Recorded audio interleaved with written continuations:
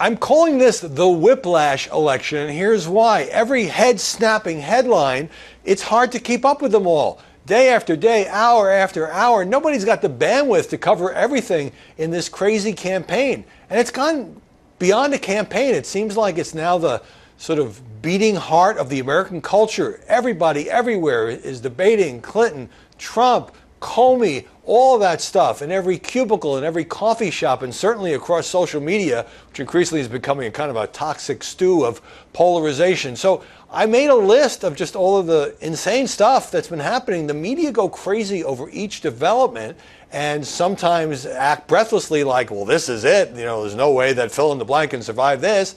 And within a couple of days, it just kind of vanishes. So we have, you know, the weird spectacle of James Comey jumping into this race and opening a new investigation of Hillary Clinton's emails, ending up on Anthony Weiner's laptop. And that, of course, was going to completely change everything.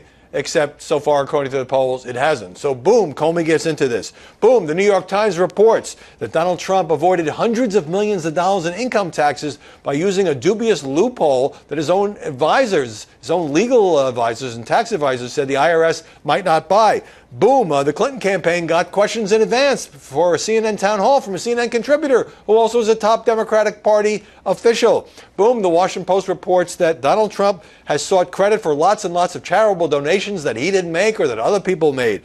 Boom, the same James Comey, I'm calling it Comey Island, he was looking into whether the Russians were trying to influence the U.S. election through cyber warfare, but said FBI shouldn't say that publicly because it might appear partisan before an election.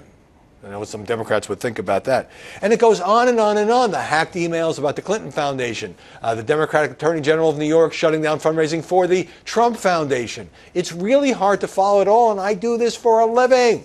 And so I guess I'm reaching the conclusion that all of these things in a, quote, normal election, any one of them, you know, not releasing your tax returns, being under FBI investigation twice, would probably knock that candidate or that nominee out of the race. But it's become almost second nature. Maybe we've all become numb to it all. And I think something else is going on here. In this blizzard of charges and countercharges, of cable news obsessions and front page stories and allegations that are denied and charges of bad motivation and all of that, not to mention whether Russia is involved in an American election. In this blizzard, the views of Hillary Clinton and Donald Trump by most people have become so frozen that these stories just melt away. It is very, very hard to move the needle at this point. The Clinton fans say, oh, this is just more BS, and the Trump fans say this is just more piling on by the media and Trump's political enemies. Well, you know, in reality, I wonder if there are, 100 people left in the country who are truly undecided. But the polls are tightening. Everybody wants to know what's going to happen.